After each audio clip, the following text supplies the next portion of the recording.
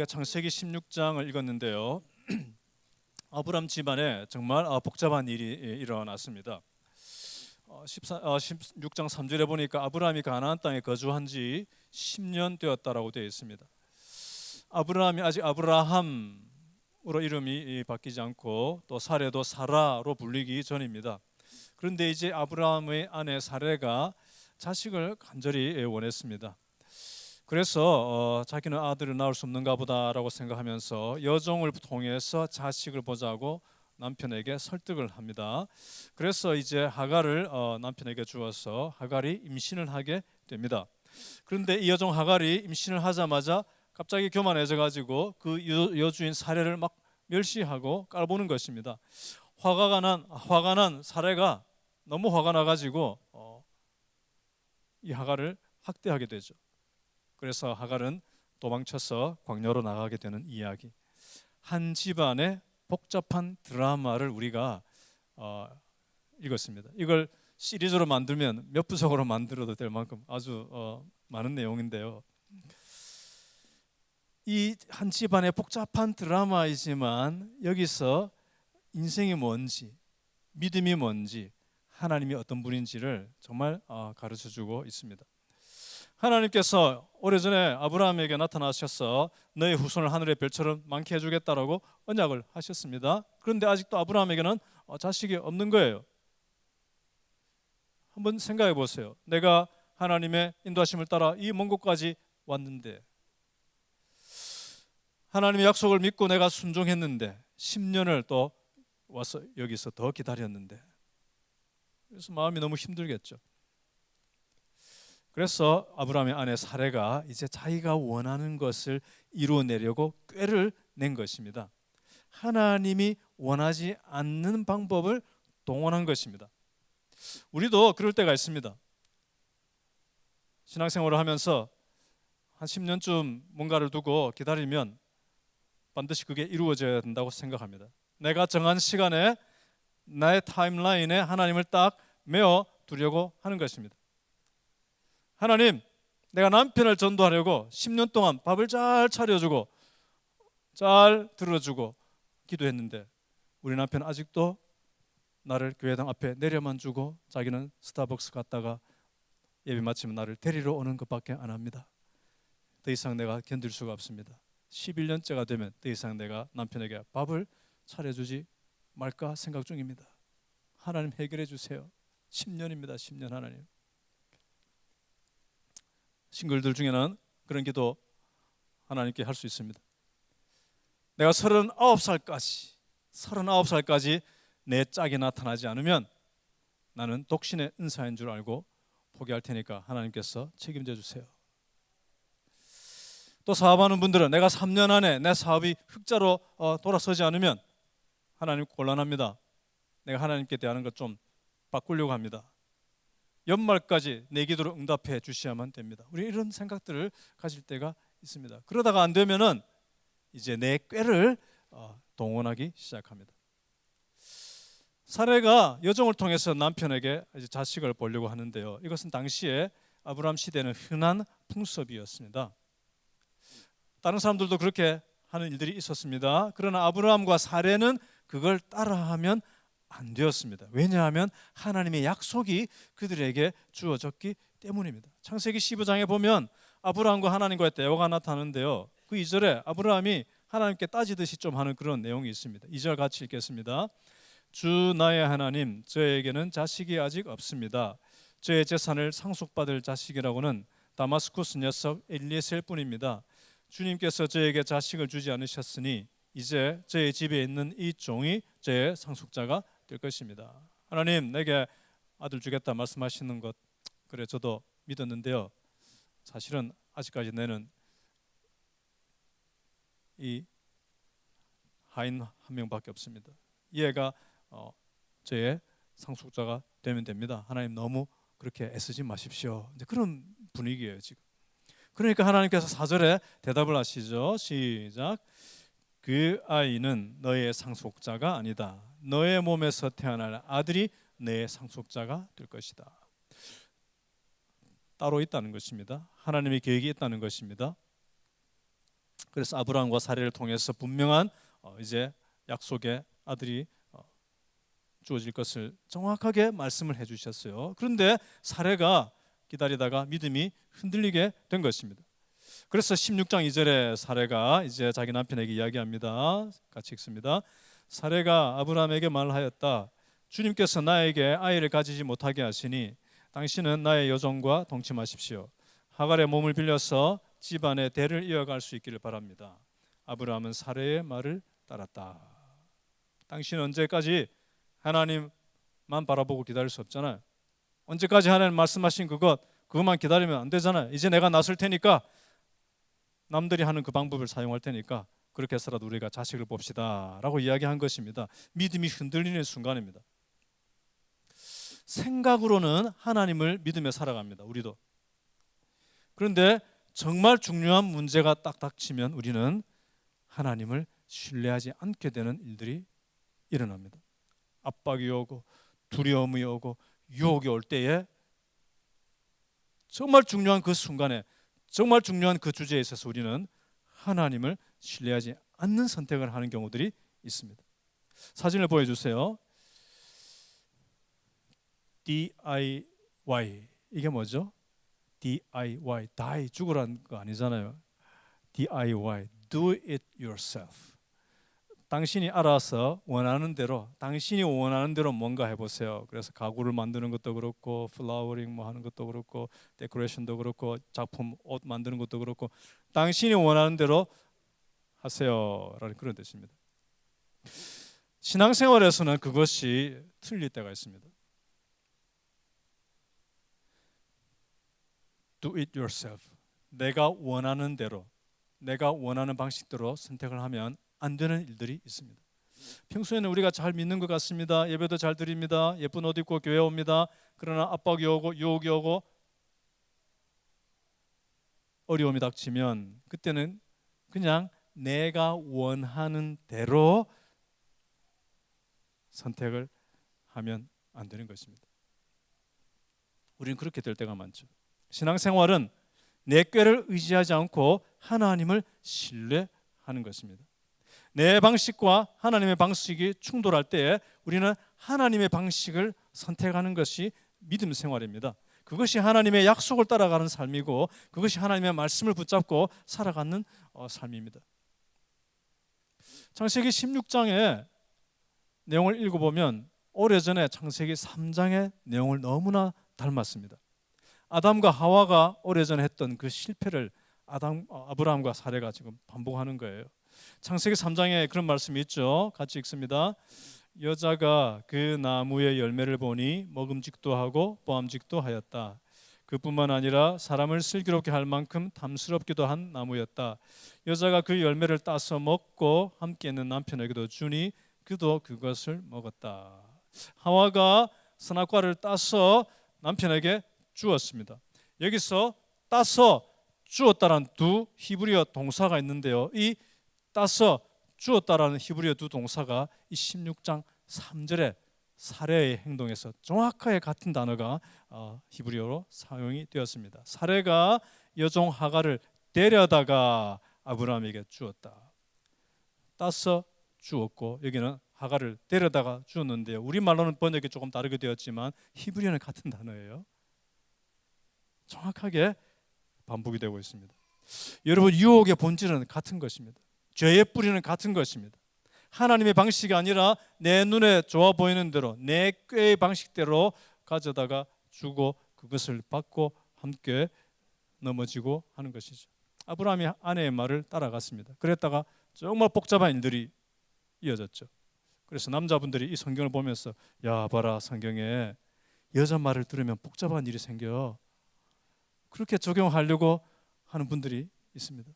그런데 성경을 가만히 보면 정말 지혜롭고 놀라운 여성들이 있어요. 여성의 말을 잘 들었다가 하나님의 복을 받는 그런 일들이 성경에 많이 있습니다. 창세기 21장에도 하나님께서 아브라함에게 부인 말 잘 들으라고 말씀하십니다. 사라가 너에게 말한 대로 다 들어주어라. 그럴 때가 있는 것입니다. 보통은 살아보면, 여기 아직 미혼 싱글들도 있는데요, 보통은 살아보면 아내의 말을 따라가는 것이 더 안전할 때가 많습니다. 맞습니까? 방금도 목사님 예 하고 대답합니다. 보통은 아내의 말을 따라가는 것이 더 안전하고 잘 되는 경우들이 많이 있습니다. 그런데 가끔은 거꾸로 부인 말을 너무 잘 들었다가 문제가 되기도 합니다. 아브라함의 문제는 지금 신앙의 리더십을 발휘해야 되는 그 주제 앞에서 그것을 포기한 것입니다. 처음부터 아브라함이 No, 내가 당신을 사랑하지만 이건 그렇게 하면 안 돼요 라고 말을 했어야 합니다. 남자 여러분, 남성 여러분, 여러분의 가정을 믿음의 가정으로 세워가는 것은 부부의 공동 책임이지만 그 1차적인 리더십의 책임에 있어서 남자에게 하나님은 기대하시고 요구하십니다. 그래서 남편들이, 아버지들이 때로는 사랑하기 때문에 no 하는 것을 잘 해야 됩니다. 아내나 자녀들이 원하는 대로 다 해주는 것이 사랑이 아니잖아요. 짜상한 남편, 짜상한 아버지가 될 수 있을지는 모르겠지만 다 들어주었다가는 복잡한 드라마가 일어날 수가 있습니다. 하나님이 기뻐하시는 것을 따라서 안 돼 라고 말할 수가 있어야 됩니다. 아브라함은 그걸 지금 포기해버린 거예요. 그 부부가 하나님께 여쭤보고 하는 것이 없습니다. 둘 다 do it yourself. 그냥 자기들이 원하는 대로 해버린 것입니다. 아브라함은 아내의 그 유혹이나 압박에 지금 무너진 거예요. 우리도 가까운 사람을 통해서 그런 압박과 유혹이 올 수가 있습니다. 하나님 기뻐하지 않는 선택을 하도록. 거꾸로 내가 가까운 누군가에게 그런 잘못된 선택을 하도록 유혹하고 압박을 주는 사람이 될 수도 있습니다. 아내 여러분, 요즘 혹시 여러분 남편에게 부인된 여러분이 남편에게 하나님 기뻐하지 않는 뭔가를 하도록 자꾸 압박하고 유혹하고 있지는 않습니까? 남편 여러분,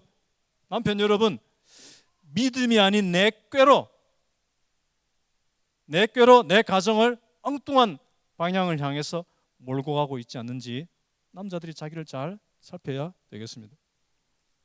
우리 시대는 아브라함 시대와 좀 달라가지고 자식이 없으면 많이 아쉽지만 원하지만 그러나 사람들은 그렇게 이야기합니다. 자식이 없는 것보다 돈이 없는 것이 더 비극이다. 자식이 없으면 많이 아쉽지만 돈이 없을 때 더 압박과 유혹을 느끼게 된다는 것입니다. 저는 부모님으로부터 정말 한 푼도 물려받은 것이 없이 결혼을 하게 되었습니다. 신학대학원 전도사 때에 이제 3학년 때 결혼을 했는데요. 결혼 날짜가 다가오는데 제가 신부를 이미아 씨를 데려올 살 집이 없는 거예요. 그래서 좀 어떻게 하나 결혼 계획을 잡아야 되는데 그때 제가 전도사로 있던 교회가 이렇게 건물을 약간 한 건물을 몇 층짜리 지으면서 언젠가 우리 교회에 나이가 좀 있으신 싱글 여자 전도사님 한 분 와서 우리 교회 사역하실 수 있으니까 여자 전도사님 한 분이 혼자 살아갈 수 있는 조그마한 방과 싱크대 이렇게 한 공간에 다 있어요. 샤워, 싱크, 방 이렇게 다 있는 그런 거 진짜 원룸 그 당시에 원룸 같은 것을 만들었어요. 근데 교회가 손영준 전도사가 결혼한다고 하니까 우리 교회 전도사님 아직 없으니까 그냥 손영준 전도사 들어가서 살도록 하자라고 결정을 해줘가지고 저는 갑자기 이제 살 집이 생겨서 결혼을 할 수가 있었습니다. 그때부터 지금까지 저는 그냥 교회의 제 삶을 의지하고 살아가는 법을 연습하며 살아왔습니다. 그래서 지금도 그렇지만 교회가 만약 사례를 저에게 한 달을 생활비를 안 주면 제 은행에 빨간불이 이제 올리고 하는 거예요. 한 2달 정도 생활비나 사례를 안 줘버리면 대단히 곤란한 일이 지금도 일어날 수가 있습니다. 제가 한국에서 이제 담임 목회를 하고 있을 때 아이들이 대학생도 되고 막 이러니까 이제 학비가 많이 미국으로 보내야 되기도 하고 한국에 있는 막내를 위해서도 돈을 학비를 내야 될 일도 있고 그런 거예요. 그래서 그때 제가 처음으로 이제 카드빚, 그 카드 돌려막기라 그러던가 그런 걸 이제 하게 되는 거예요. 온라인으로 이쪽 카드에서 몇백만 원 돈을 내 가지고 일단 보내고 또 학교 내고 그렇게 그런 걸 이제 막 그 빚을 이제 그 다음 달에 빚을 또 갚고 그 이자를 갚고 이제 그렇게 하는 거예요. 그래도 제가 모자라 가지고 나중에는 한국에 있는 친구 장로한테 야, 김 장로, 내가 돈이 없다. 돈이 좀 필요한데 돈 좀 빌려다오 해서 제가 받아가지고 일단 다 처리를 한 다음에 나중에 이제 갚아 나가기도 하고 그랬는데요. 제가 그 이야기를 하는 이유는 그런 세월 속에 살아오면서 아내가 저에게 한 번도 우리 이런 형편이니까 11조 감사한금 이런 거 좀 줄이자, 한 번도 그런 말 안 해준 것이 얼마나 감사한지 몰라요. 한 번도 당신 어디 나가서 돈 좀 벌어와라고 이렇게 하지 않은 것이 얼마나 감사한지 몰라요. 제가 보니까 믿음이 좋아서라기보다는 이 양반을 보니까 돈 나올 구멍도 없고 목사니까 어떻게 해볼 수도 없고 그러니까 그냥 포기한 것 같아요. 제가 보니까 그냥 이 사람과 살 때는 포기하고 살자. 그런 어떤 때로는 어려움과 유혹이 있을 때에 저도 하나님께 기도하죠. 하나님, 나 지금 한 300만 원 필요한데요. 길게도 제가 막 돈 달라는 기도를 하나님께 세게 못 하겠더라고요. 그래서 그냥 목사라서 그런지 하나님, 나 저거 조금 필요합니다. 알아서 해주세요 하고 지나가듯이 했는데 정말 기가 막히게 도와주시는 일들이 이제 일어나는 거예요. 그렇게 해서 이제 살아오게 됐는데요. 그런 것들이 이제 유혹 압박으로 올 때 우리가 어떤 내 꾀대로 살면 안 된다라는 것이 아브라함을 통해서 지금 교훈을 받는 거죠. 사레가 자기 꾀를 내어서 하갈이 임신을 했습니다. 처음에 얼마나 좋았겠습니까? 야, 드디어 임신했다. 하나님께서 복 주셨구나. 그러나 그것이 사실은 복잡한 이야기가 되는 출발이 되었죠. 하갈이 임신을 하니까 여주인을 멸시하고 무시하는 거죠. 사례가 질투가 나고 자존심이 구겨집니다. 남편에게 몰아붙입니다. 내가 받는 이 고통은 당신이 책임을 져야 해. 이 여종 어떻게 할까? 하고 남편에게 다그치죠. 그러니까 아브라함이 당신 좋을 대로 하시오라고 대답을 해줍니다. 보세요, 아브라함 처음에 문제가 생길 때도 아브라함이 하나님의 약속을 신뢰하지 못하고 영적 리더십을 발휘하지 못하고 아내의 꾀를 수용함으로써 문제가 생겼습니다. 이 문제가 생기고 난 다음에 더 큰 문제가 생기면서 이걸 해결하는 위치가 있었는데 또 책임을 회피하고 당신 좋을 대로 하시오. 그래서 사례가 하갈을 막 학대하잖아요. 하갈이 너무 괴로워서 도망을 가버렸습니다. 아브라함과 사례가 자신들의 원함을 따라 뭔가를 선택했을 때 그 후유증이 너무 컸습니다. 살아있을 때도 그 후유증이 있었고 그들이 죽은 다음에도 그 후유증은 역사 속에 길게 나타나고 있습니다. 아브라함과 사례는 정말 뼈아픈 훈련을 받은 것입니다. 현실 문제와 압박과 유혹 속에서 하나님을 신뢰하지 못하고 자신의 꾀를 더 신뢰할 때 복잡함과 아픈 열매가 있게 된다는 것을 겪는 것입니다. 이 세상을 살아가는 동안에 나의 힘을 의지할 수 없으니, 그래서 기도하고 그 삶을 배우는 거죠. 우리도 그렇습니다.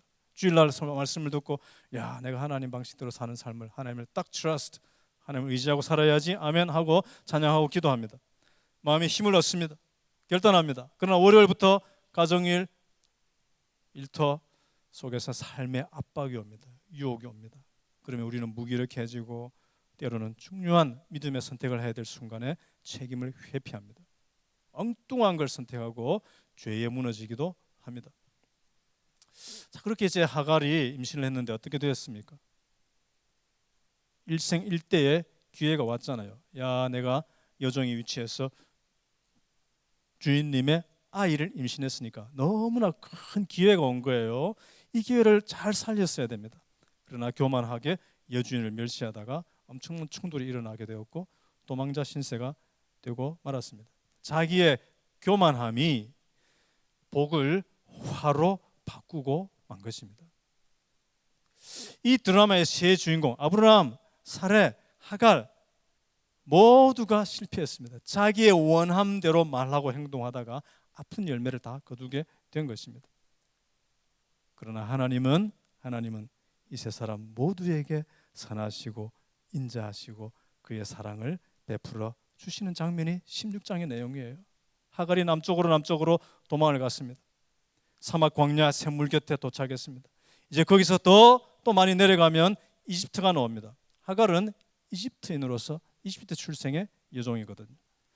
자기 마음속에 어쩌면 내가 내 고향 땅으로 돌아가서 이 배에 있는 아기를 낳아서 새 출발해보리라 라는 마음을 가진 것 같아요. 그런데 너무나 먼 길입니다. 황량한 광야고 사막길도 있고 얼마나 그 중동 지역에 햇살이 따갑고 목이 타고 광야를 헤매는 처량한 순간입니다. 자기도 뱃속에 태아도 죽을 수 있는 위험에 처한 것입니다.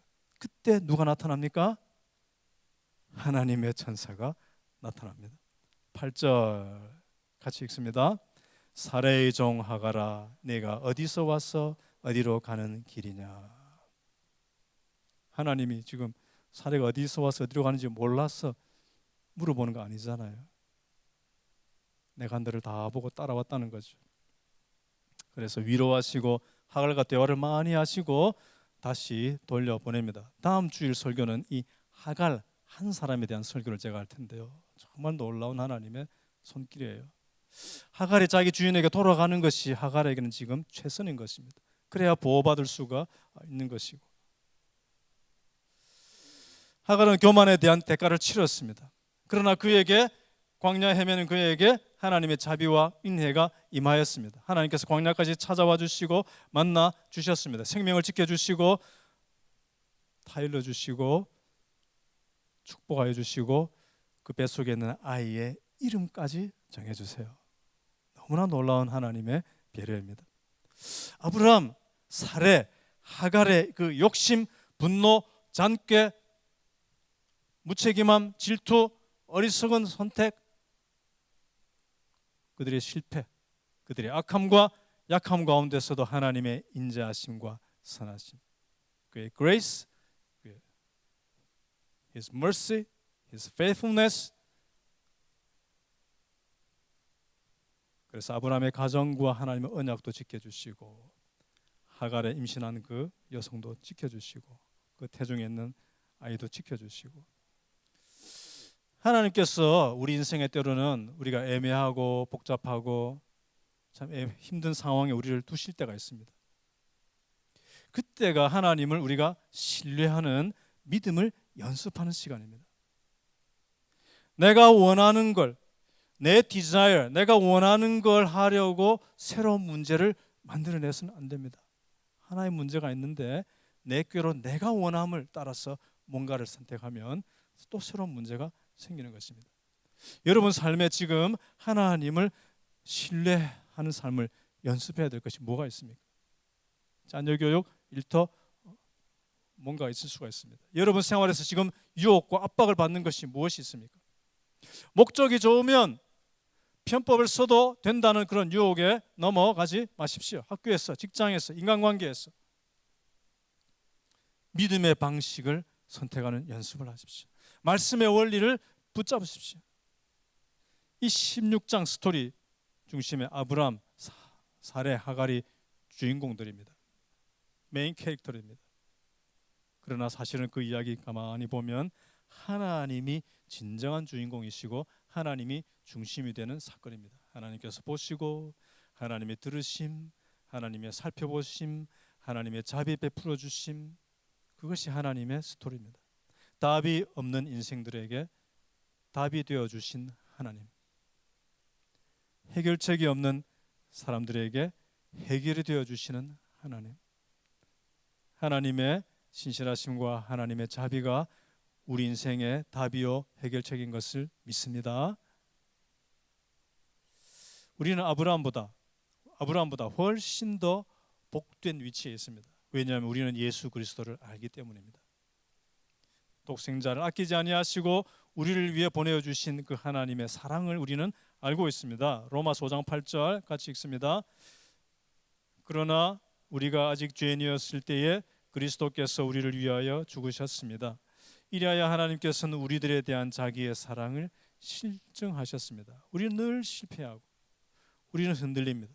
우리 죄의 유혹에 넘어갑니다. 그러나 주 예수 그리스도께서는 우리를 위해 하나님 아버지께 온전한 순종을 드리셨습니다. 그래서 하나님께서는 예수 믿는 우리들을 예수님 안에서 받아주시고 안아주시고 오늘도 우리를 인도하여 주시는 것입니다. 그래서 우리는 아브라함보다도 사례보다도 하갈보다도 우리는 하나님을 더 많이 알고 있고 우리는 하나님을 더 신뢰할 만한 이유가 우리에게 있는 것입니다.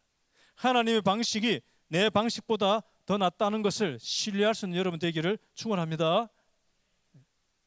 압박이 올 때 꼼수를 쓰지 마십시오. 유혹이 올 때 주님 앞에 기도하십시오. DIY, do it yourself가 아니라 제가 지어낸 단어가 있습니다. DIG, do in God. Do it yourself, 여러분의 원함을 따라 막 살아가지 마십시오. Do in God. 우리는 잘못을 선택할 때가 있습니다. 살아가다 보면 내 꾀에 빠져서 막 헤매는 순간들도 옵니다. 그러나 그런 때에도 하나님을 신뢰하십시오. 하나님은 꼬여있는 우리의 인생길 중에서도 자비를 베풀어 주시는 분이십니다. 쓴 열매를 먹는 그 시간에도 하나님 우리에게 찾아오시는 분이십니다. 우리의 원함, our desire, 우리의 원함은 욕심과 실패와 혼란을 낳게 되지만 하나님의 일하심, God's work, 하나님의 일하심은 인애와 자비를 나타내어 주십니다. 이 믿음으로 하나님을 신뢰하며 살아가는 삶을 또 한 주간 걸어가는 우리 모두가 되기를 축원합니다. 우리 찬양할 텐데요. 이 세상을 살아가는 동안에 원박이라 그러죠. 원하고 바라고 기도합니다라는 찬양인데요.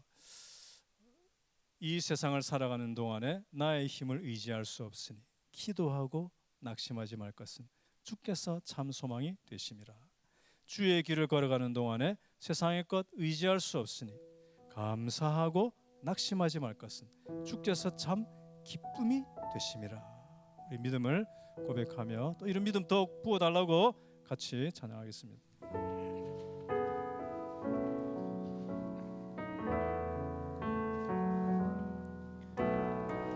세상을 살아가는 동안에 나의 힘을 의지할 수 없으니 기도하고 낙심하지 말 것은 주께서 전 소망이 되시리라. 하나님의 꿈이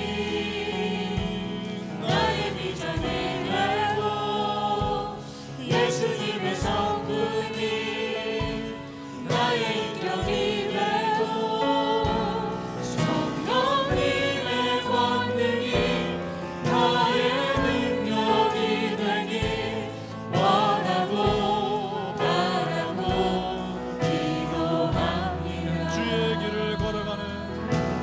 주의 길을 걸어가는 세상의 것 의지할 수 없으니 감사하고 낙심하지 말 것은 주께서 참 기쁨이 되시리라. 하나님의 꿈이 나의 비전이 되고 예수님의 성품이 나의 인격이 되고 성령님의 권능이 나의 능력이 되길 원하고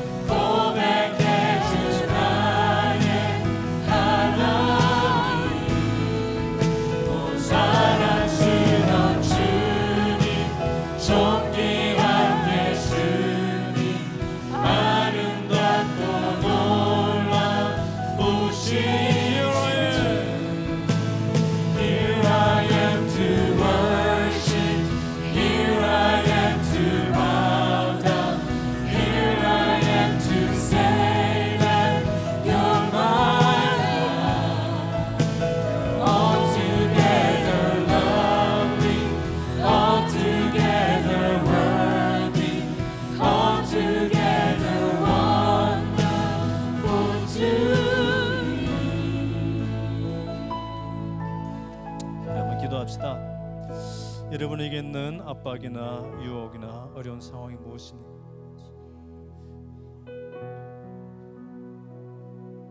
그 주제야말로 지금이야말로 내가 하나님을 신뢰하는 삶을 연습하는 기회입니다. 하나님, 내가 이 문제 앞에서, 이 주제 앞에서, 이 압박 속에서, 이 유혹 속에서 내 꾀대로 살지 않고 하나님을 신뢰하게 나를 도와주십시오. 나와 내 자녀들이 이 믿음으로 살도록, 그래서 승리하게 하신 하나님의 자비와 은혜를 경험할 수 있도록 나와 내 자녀들에게 믿음과 은혜와 하나님의 자비와 신실하신 사랑을 부어주십시오. 같이 한번 기도하겠습니다. 하나님 아버지,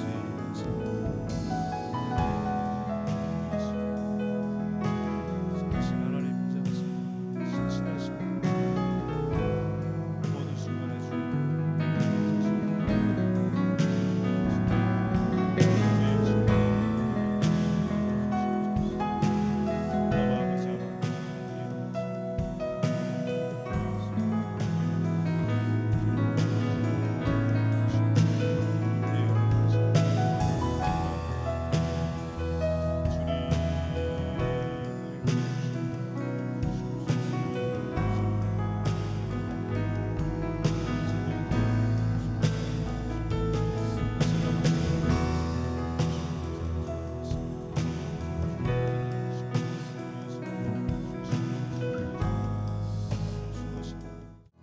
이제 주님 안에서 평안한 마음으로 한 주간을 시작하십시오.